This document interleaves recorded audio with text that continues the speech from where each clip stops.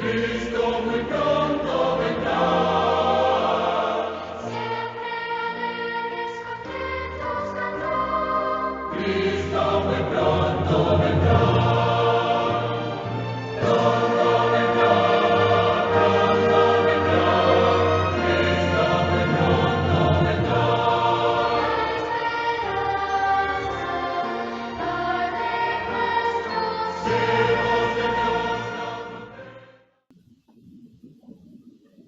Muy buenos días, queridos hermanos y amigos. Como siempre, queremos agradecerles por estar con nosotros, por compartir estos videos, y siempre les animamos también para que puedan hacer algún comentario. Nos gustaría muchísimo saber lo que ustedes piensan sobre este programa, lo que aquí expresamos. Y también, por supuesto, que se animen a suscribirse de tal manera que todos los programas puedan llegarles directamente. Como ustedes conocen, los temas de la Biblia están encadenados unos con otros y presentan un cuadro completo de verdades que nos ayudan a entender el plan de Dios para nuestra vida. El tema del santuario es relevante para todo cristiano. No importa su afiliación religiosa o si se considera una persona independiente. Entenderlo o no entenderlo puede traer implicaciones que tienen que ver con asuntos de vida eterna, porque si no lo captamos como Dios desea que lo entendamos, podemos ser candidatos a los engaños de los últimos días que el enemigo de las almas estará tratando de realizar en contra de nosotros. Por otro lado, también podemos llegar a ser victoriosos en esta lucha final si captamos bien todo lo que involucra la intercesión de Cristo, su sacrificio por nosotros y sobre todo su oferta de salvación. Yo no sé cuál sea tu afiliación religiosa o no sé si siquiera tú te consideras religioso, pero quiero decirte, mi querido amigo, que es importante para ti tener esta información a fin de que puedas tomar decisiones que puedan estar bien fundamentadas y tú puedas estar seguro de cuáles son los resultados de estas decisiones. Por otro lado, yo pienso que si un tópico como este no llena tu alma de alabanza para ti que eres cristiano y de gratitud por Dios y te hace aferrarte con más tenacidad a Cristo Jesús, agradeciendo su sacrificio, su sustitución, su vida sin pecado, su intercesión en el santuario celestial. Y si no te lleva a dar tu vida en obediencia a Él, no sé qué otra cosa podría hacerlo. Por lo tanto, te invito a que con paciencia en esta oportunidad me sigas en el tema que voy a tratar. Esta vez será de una sola persona debido a que nuestro compañero se encuentra en un lugar donde le es sumamente difícil por la diferencia de horas encontrarse con nosotros en este tema. Pero de todas formas, vamos a introducirnos una vez más a aquellos preciosos temas que nos ayudan a entender mejor el gran plan de Dios presentado a través de los servicios en el santuario. Como ya dijimos, en la cadena de verdades bíblicas, el santuario y sus servicios entrelaza grandes temas de la salvación. Y hoy quiero que iniciemos el recorrido por uno de esos grandes temas, como es el juicio divino. Creo que este es uno de los temas que debe despertar en nosotros mayor deseo de conocerlos a fin de poder captar sus verdades y los resultados que nuestras decisiones al final tomarán. Este tema del juicio está entrelazado íntimamente con el ministerio intercesor de nuestro Señor Jesucristo en el verdadero santuario, que es el santuario celestial. Ustedes saben que ya hemos dedicado en otras conversaciones un poco de tiempo para presentar las primeras dos divisiones del santuario terrenal, el atrio y el lugar santo. En estos dos lugares primeros del santuario, el atrio, conocido como el patio, donde se encontraban, ya hemos mencionado, el altar del sacrificio, la fuente del lavado. En esa parte era donde se realizaban los sacrificios que el penitente llevaba para dar a conocer su deseo de ser perdonado. Aquí ustedes pueden ver en pantalla cómo estaba configurado el santuario. Y recuerden que estaba la entrada al santuario por el lado este, por el lado oriental, con el propósito de que siempre el adorador diera la espalda al sol y no cayera en la tentación de verlo como si fuera una deidad y lo adorara. Así que estaba primeramente el atrio del sacrificio y la fuente de los lavados, donde los sacerdotes tenían que lavar sus pies y sus manos antes de entrar al santuario. En esta primera parte, que era el atrio o el patio, se realizaba lo que se llama el continuo sacrificio, donde el sacerdote ponía por la mañana un cordero para que se quemara lentamente a fin de que durara todo el día, y luego por la tarde se presentaba otro sacrificio, otro cordero, para que se quemara como un holocausto lento y durara toda la noche. Esto, por supuesto, es una indicación de ese continuo trabajo de Jesús en nuestro beneficio. Su sacrificio prometido en el Antiguo Testamento, realizado en el Nuevo Testamento, es lo que dio perdón a los penitentes del pasado y nos da perdón a los penitentes de ahora y del futuro. Ese sacrificio es permanente de parte de Dios, de parte de Cristo. Luego, el sacerdote entraba al lugar santo, donde tenía que hacer varias actividades. Si se presentaba un sacrificio, el sacerdote entraba para llevar la sangre del sacrificio dentro del santuario mismo, el lugar santo.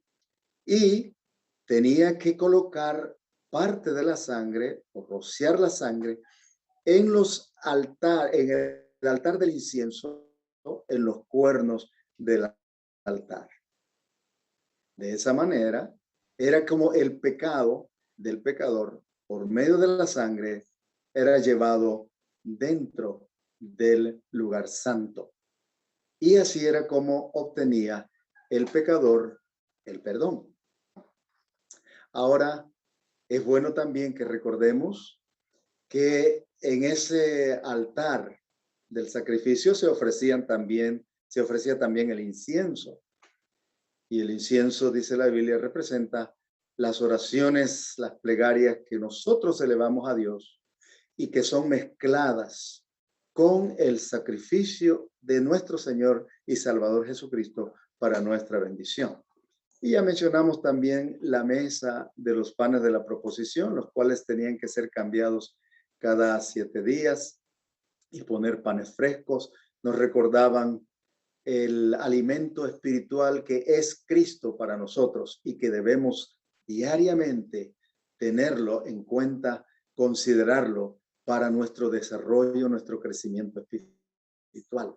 Y también teníamos el candelabro a la parte sur, que sin duda alguna también era una representación de nuestro Señor y Salvador Jesucristo. Pero hay algo que es bueno que nosotros recordemos. El sacerdote no solamente tomaba la sangre y la llevaba dentro del templo después que el ofrendante realizaba el sacrificio o mataba al cordero. El sacerdote tomaba la sangre y la llevaba para colocarla en el altar del incienso. Otras veces el sacerdote no llevaba la sangre adentro, pero comía parte de la ofrenda que el pecador presentaba, y era de esa manera como el pecado pasaba del pecador al cordero.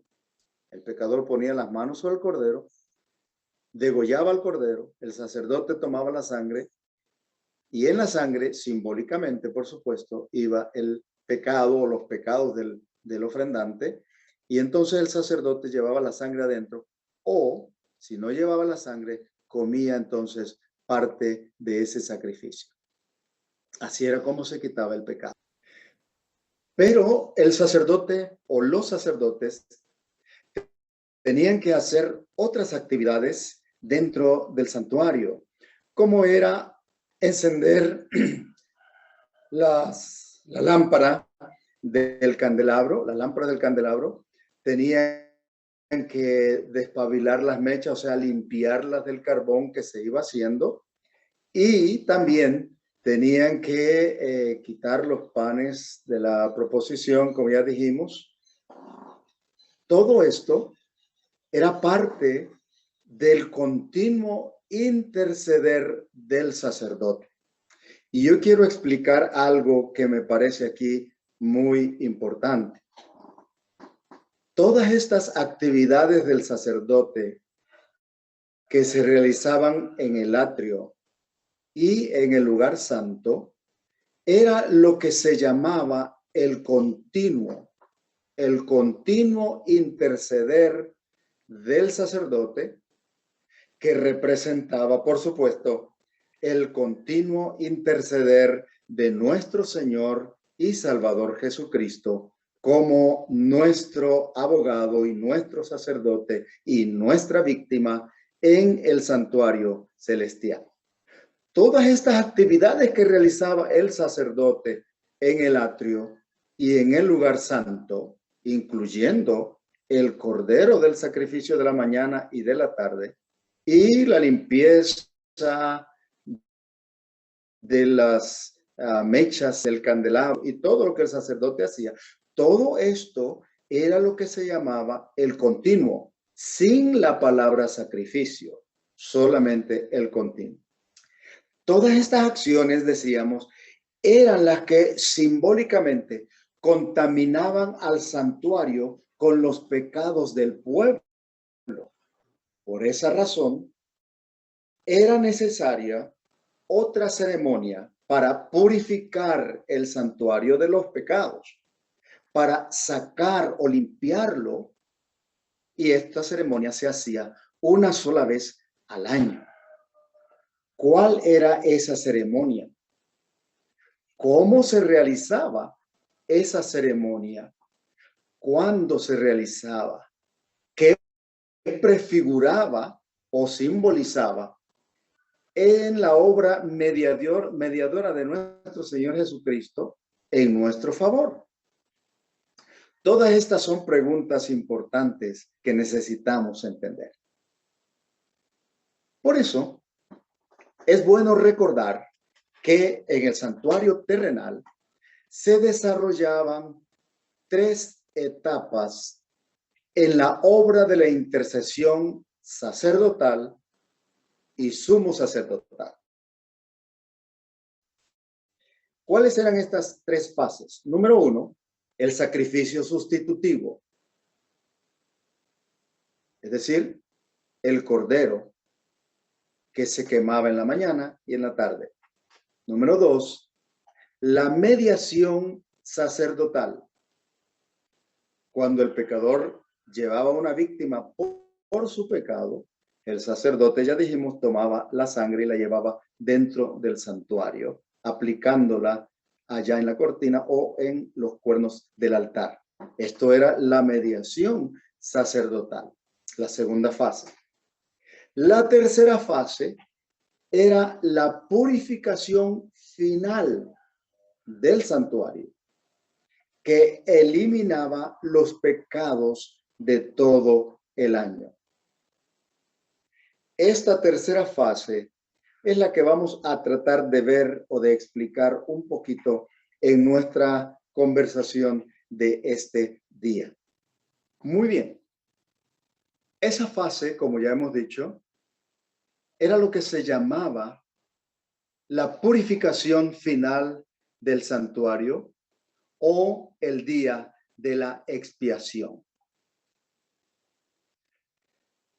Esta tercera fase es la que corresponde con la pregunta primera que planteamos. ¿Cuál era esa ceremonia?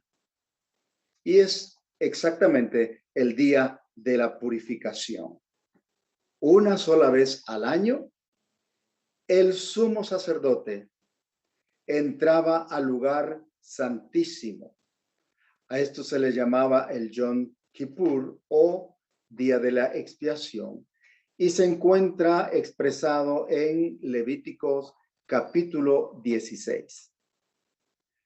La lectura de capítulo 16 de Levíticos nos indica que este era un día de juicio, un día en que las personas, todos los israelitas, debían hacer un examen concienzudo de su conciencia para saber si en realidad se habían arrepentido de sus pecados, si de veras anhelaban la purificación de sus vidas y una relación más estrecha con el Señor Jesucristo. Si no lo hacían, la Biblia dice bien claramente que podía el individuo ser cortado o borrado de su pueblo. Esto se encuentra en Levíticos 23, del 27 al 31. Me parece que es importante leer esto para que entendamos o hagamos la conexión del día de la expiación con el juicio. Era un día de juicio simplemente porque la persona que no hacía la preparación adecuada podía quedar separada de su pueblo. Dice Levíticos 23, del 27 al 31, lo siguiente. Vayan conmigo, por favor, a Levíticos 23, 27 al 31. Dice así: empero, a los 10 días del primer mes, empero a los 10 días de este mes séptimo será el día de la expiación. Tendréis santa convocación y afligiréis vuestras almas y ofreceréis ofrenda encendida a Jehová. Vamos al versículo 28. Ninguna obra haréis en este mismo día, porque es día de expiaciones, para reconciliaros delante de Jehová vuestro Dios. Verso 29. Porque toda persona que no se afligiere en este mismo día será cortada de su pueblo. Así que ustedes pueden ver allí que se nos dice claramente que podía ser cortada, y el versículo 30 todavía agrega: y cualquiera persona que hiciera trabajo alguno en este día, yo destruiré a la tal persona de entre su pueblo. Versículo 31, ninguna obra haréis. Estatuto perpetuo es por vuestras edades en todas vuestras habitaciones o en el lugar donde habitéis. Así notamos con claridad que el día de la expiación en la mente del judío estaba ligada al sentido del juicio. Podía ser sacado para siempre, separado del pueblo de Dios. Ahora nosotros ya sabemos que esta fase de juicio que se hacía una vez al año en el lugar santísimo, solamente el sumo sacerdote podía realizarla. Y esta fase es la que corresponde al tiempo del juicio que inició Cristo desde 1844 en su primera etapa, a la cual llamamos investigativa. Tomemos por parte esta fase del santuario, la fase de la expiación del santuario hebreo, para compararla después con la obra de Cristo en su etapa final en nuestro favor. Perdonen. El día de la expiación, el sumo sacerdote oficiaba y entraba con dos ofrendas. La primera ofrenda era una ofrenda por él mismo, por sus pecados. Y la segunda ofrenda era con un macho cabrío.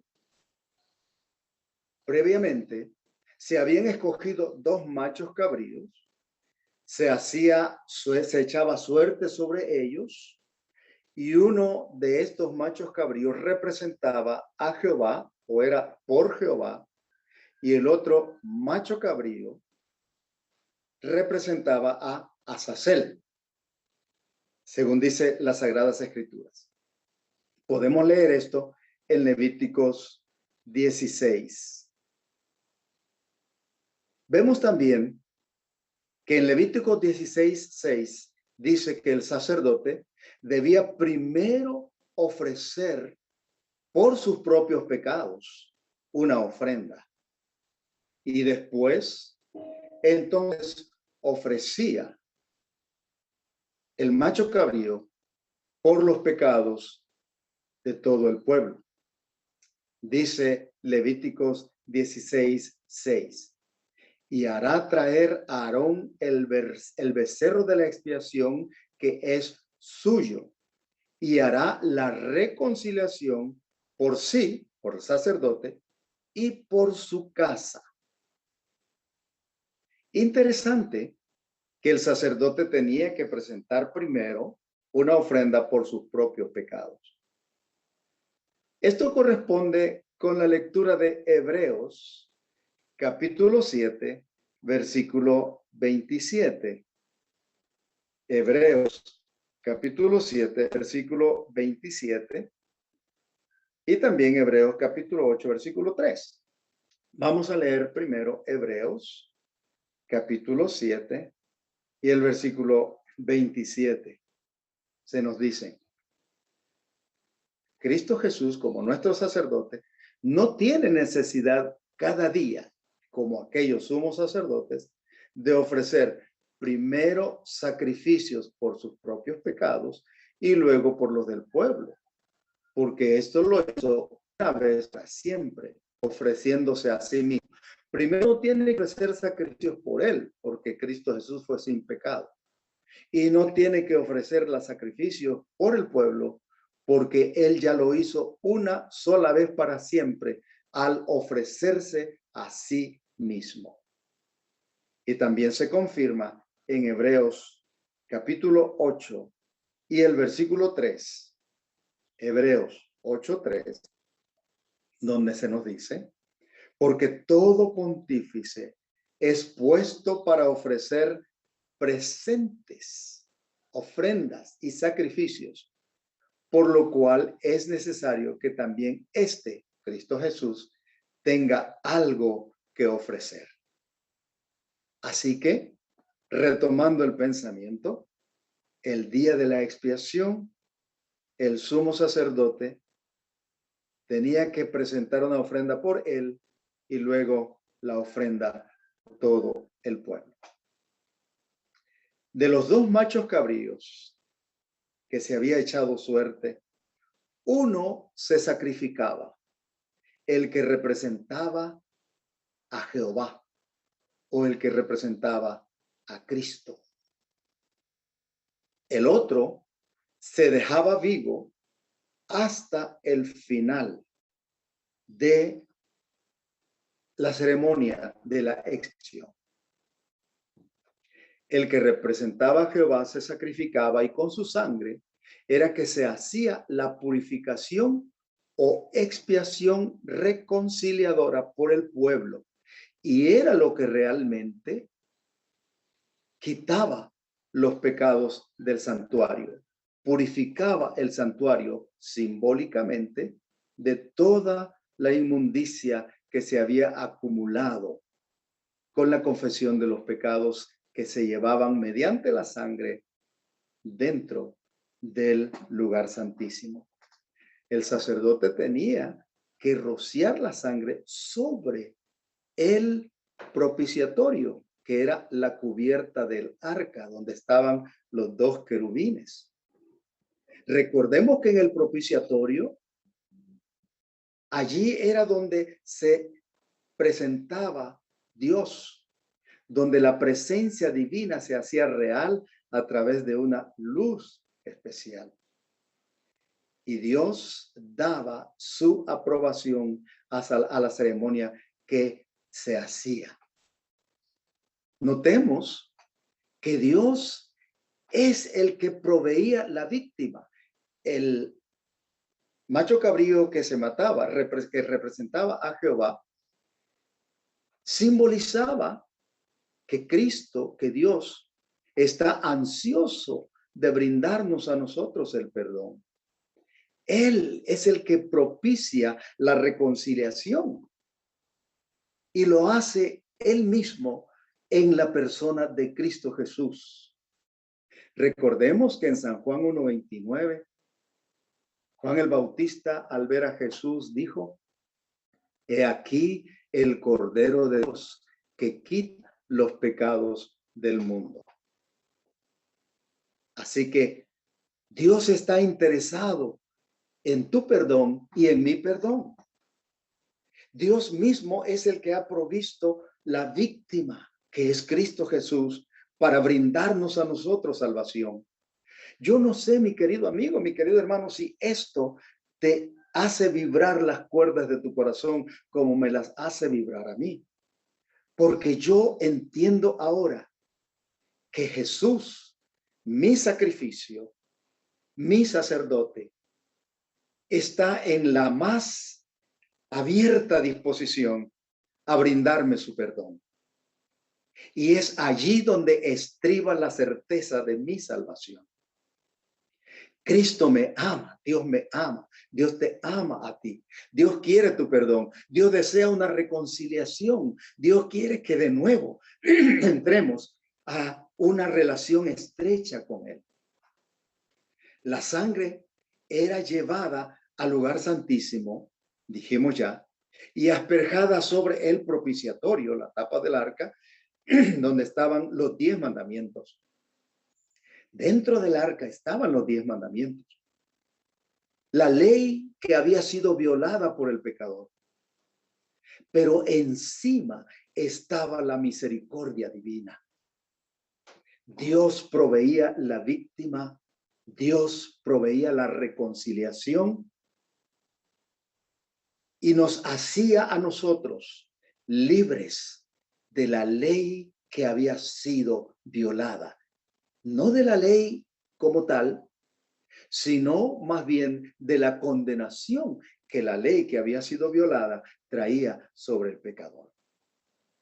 Así que esa era la manera en que el Señor realizaba en el santuario terrenal la obra de purificación del santuario.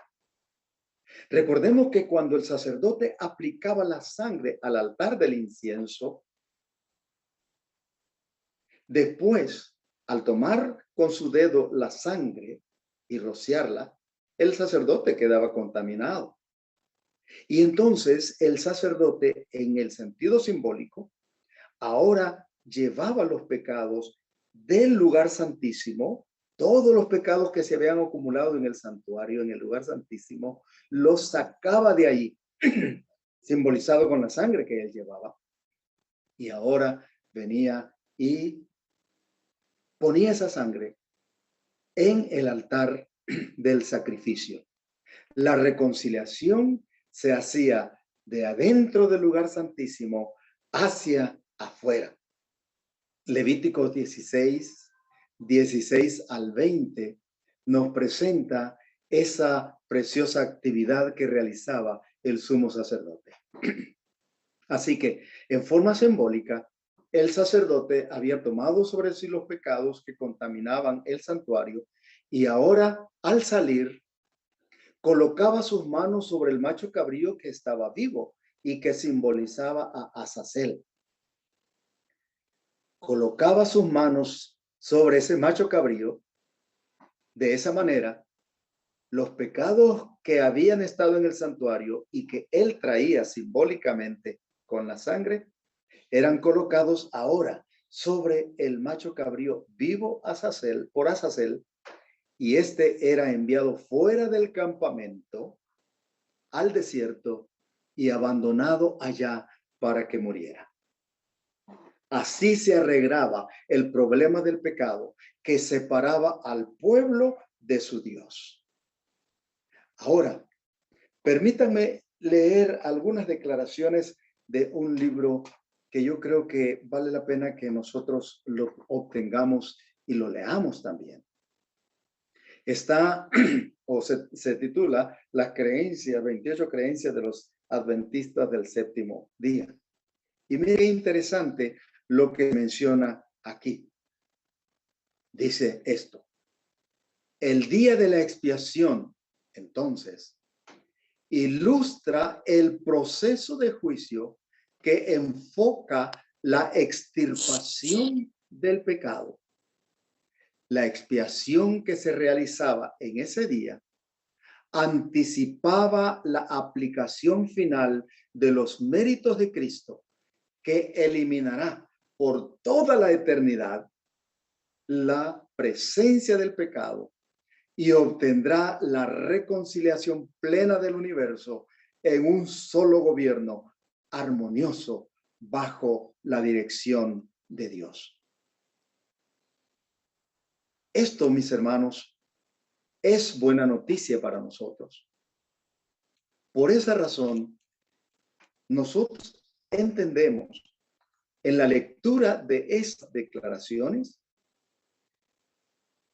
que el sistema del sacrificio, que el sistema del santuario era un símbolo de lo que Cristo realizará en nuestro beneficio. Y esa tercera etapa, la etapa en que se purificaba el santuario por completo de los pecados una vez al año, representa el tiempo del juicio en el cual tú y yo estamos viviendo. Nos encontramos en él ahora. Es en este momento que Cristo Jesús, nuestro sacerdote y sumo sacerdote, está realizando una obra de investigación. Es lo que ocurre en los juicios terrenales también. Primero, se presentan las acusaciones contra la persona acusada y se estudia si hay méritos suficientes para que se proceda a un juicio. Se investigan si los cargos son de monta suficiente como para que se puedan llevar a un tribunal. Se investiga el caso y se ven los méritos.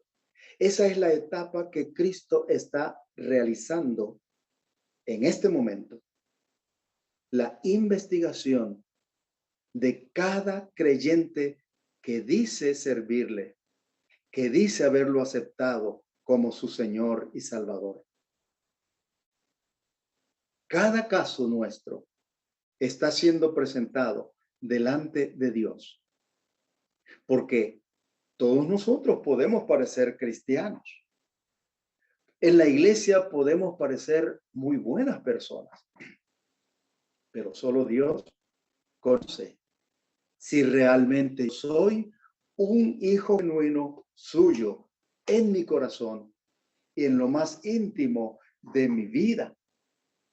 Solo Dios puede determinar si en realidad yo merezco la salvación o no merezco la salvación. Por esa razón, es importante que nosotros entendamos esta parte que se realizaba en el lugar santísimo. Quiero leerte otra parte también indispensable para mí en este asunto de la comprensión de lo que hacía o sucedía en el ritual del día de la expiación. Recuérdate que aquel chivo emisario que representaba a Azazel era el que al final cargaba con los pecados del santuario. Creemos, de acuerdo a la Biblia y a un estudio cuidadoso del capítulo 16 de Levítico, que ese chivo emisario representaba a Satanás, porque estaba en abierta oposición hacia Cristo, el chivo expiatorio que simbolizaba o representaba a Jesús. Así que, finalmente, Satanás, que es el culpable de todos los pecados cometidos en este mundo, tendrá que aceptar esa culpabilidad y reconocer que por ella será destruido. Quiero también, mi querido hermano, hacerte recordar que en esa expiación que se realizaba en favor del santuario y de los adoradores, Dios estaba diciéndonos en una forma clara que al final su verdad triunfará. Y tú y yo podemos triunfar con él. Todo depende de nuestra actitud actual hacia el sacrificio de nuestro Señor y Salvador Jesucristo. Por otro lado, la plena responsabilidad por el pecado finalmente será colocada sobre Satanás, que es su originador y su instigador. Y al final, tanto él como los que hayan decidido estar de su parte serán destruidos. Y será de esta manera como el Señor concluirá con el pecado de una vez y para todas. Y se cumplirá lo que nos dice su palabra a través de Malaquías. Del pecado no quedará ni raíz ni rama. Por eso, mi querido amigo, mi querido hermano, este es el momento en que tú y yo debemos buscar de todo corazón a nuestro Señor y Salvador Jesucristo. Así como el pueblo de aquel entonces debía escudriñar su corazón para saber si realmente era un genuino adorador de Dios, le amaba de corazón, anhelaba el perdón. Nosotros hoy necesitamos seriamente saber si realmente Cristo Jesús es lo primero para nosotros, si anhelamos estar con Él en el reino de los cielos. Si tú no le das importancia a esta obra que Jesús realiza en tu favor, si tú no vives en armonía con lo que Dios espera que vivamos, para poder mostrar de qué lado te encuentras en este conflicto, sin duda al final, también tú o yo debemos ser cortados, separados del pueblo de Dios. Y lo más importante, mis queridos amigos y hermanos, es que nosotros captemos esta verdad y hoy preparemos nuestras vidas para encontrarnos finalmente en buena relación con nuestro Señor y Salvador Jesucristo. Algo más debemos decir. El día de la expiación describía gráficamente las tres fases del juicio final. El juicio final que Dios hará. Una fase investigativa que es la que está en proceso hoy, para saber si los que en el pasado y en el presente dicen ser verdaderos seguidores de Dios, lo son en realidad. Y si, cuando Jesús venga, merecen la salvación. Esa primera fase está en actividad hoy mismo. La segunda fase será el juicio premilenial, o digo, el juicio en el milenio, juicio durante el milenio, o lo podríamos llamar también a esto el juicio, ¿qué diríamos? Comprobatorio, juicio comprobatorio, donde se tendrá que ver por qué razón los que se pierdan van a perderse. Porque nosotros podemos decir, sin duda el hermano fulano o la señora fulana, una buena cristiana, va a estar en el reino de los cielos. Pero puede ser que esa persona tiene pecados ocultos. Puede ser que yo mismo tenga pecados ocultos y aunque sea un pastor, esto no me da derecho automáticamente a la salvación. Es necesario que se demuestre ante todo el mundo, ante todo el universo y ante los que van a ser redimidos, que las personas que no se van a salvar, tiene Dios una razón para ello. Algún pecado oculto que nunca confesaron y que no les permitió ser lavados por la sangre de Cristo. No fueron perdonados y por lo tanto no van a entrar en la salvación. O tal vez una persona que nosotros diríamos es un borracho, ha sido aquí, ha sido allá. En última hora decidió pedir perdón, arrepentirse sinceramente de sus pecados y estará en el reino de los cielos. Eso es lo que se va a realizar durante el juicio milenial. Vamos a explicar un poquito más eso después porque son varias cosas a la vez. Y luego, la tercera fase del juicio es el juicio ejecutivo. Cuando Cristo Jesús finalmente en su segunda venida realice la sentencia que le corresponde a cada uno. Y después del milenio se desarrolle finalmente la salvación o la perdición de cada persona. Ahora, mis queridos amigos y hermanos, este tema es sumamente amplio e importante para nosotros. Y yo espero que al haberlo tratado en este momento, en este tema, podamos entender mejor la importancia que reviste para nosotros captar estas verdades bíblicas.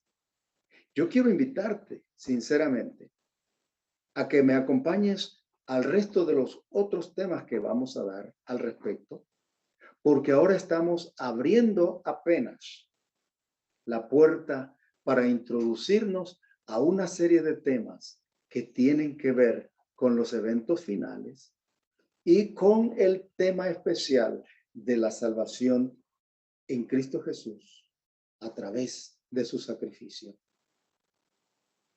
Te animo a que nos acompañes y sobre todo a que en tu Biblia leas estas verdades, las estudies conscientemente y tomes decisiones para acercarte mucho más al Señor Jesús, recibirlo como tu abogado, intercesor y permitir que Él lave de una vez por todas tus pecados. Haciendo una breve recopilación de lo que hemos mencionado, estamos recordando ahora que el santuario terrenal ofrecía en simbolismos lo que Cristo está haciendo en nuestro beneficio. La primera fase, llamada el continuo, involucraba al patio, el atrio y el lugar santo, e incluía no solamente la muerte de un sacrificio del pecador, sino también incluía el continuo sacrificio de un cordero en la mañana y un cordero por la tarde. Y estas dos partes, dos actividades, junto con la actividad intercesora del sacerdote, eran lo que componían la primera fase del perdón de los pecados. La segunda fase se llevaba una sola vez al año en el lugar santísimo por el sumo sacerdote. Era el día de la expiación, un día de juicio, y representaba el juicio que Cristo Jesús hará de toda alma que ha existido sobre este mundo al final del tiempo. Ese juicio está ahora en proceso a partir de 1844. Vamos a explicar después cómo llegamos a esa fecha.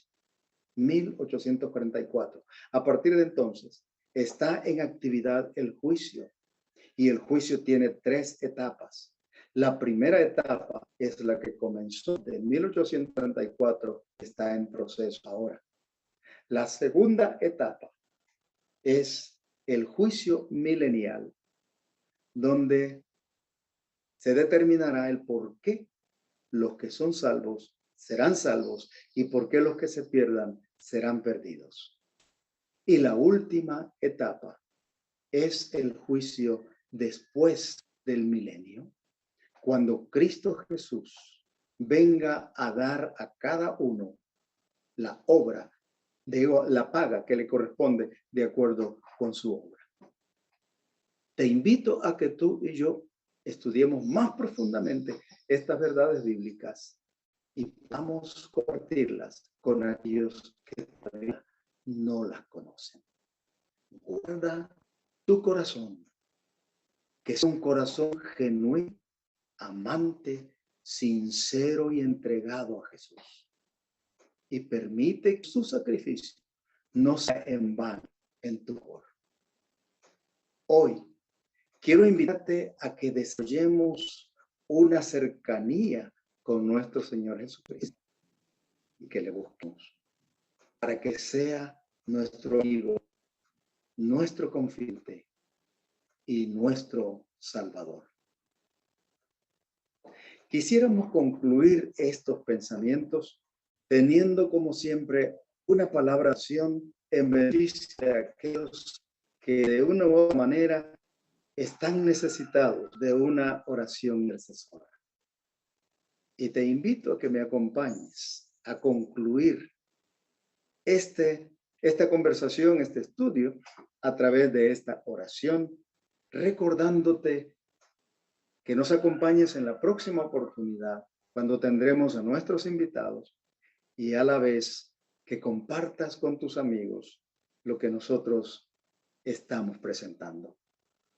Al final, no solamente será el beneficio para ti, sino para aquellos que tú amas y que quieren en el reino de los cielos. Oremos. Querido Dios y Padre, gracias por la oportunidad de recordar lo que tú realizas en nuestro favor. Permite que nuestro corazón se enternezca al notar tu gran deseo de perdonarnos y de reconciliarnos para volvernos a encontrar cara a cara contigo. En esta hora ponemos a cada uno de los oyentes de este programa para que puedan desarrollar esa relación que los lleve a la vida eterna. Queremos también orar por algunas personas que tienen familiares con problemas, con enfermedades. Entre ellos incluimos a Aiden Balboa, quien es un niño que se encuentra enfermo y ya mejorando, gracias a Dios, de la situación que ha pasado. Bendice, Señor, a sus padres para que puedan brindarle todo el amor y todo el cuidado que necesita a fin de recuperarse plenamente. Por favor, bendice a la hermana Patty y a su familia allá en México para que puedan pasar por la etapa difícil de la separación de seres amados. Acércate a ellos y dales tu consuelo hoy y siempre. Recuerda también a todos los pastores en la conferencia de New Jersey que se encuentran convalecientes de alguna enfermedad y que tu misericordia les alcance y les restablezca plenamente. Y a nosotros, ayúdanos a estar más cerca de ti cada día para encontrarnos un día cara a cara con nuestro Salvador. Lo pedimos por Jesús. Amén y amén.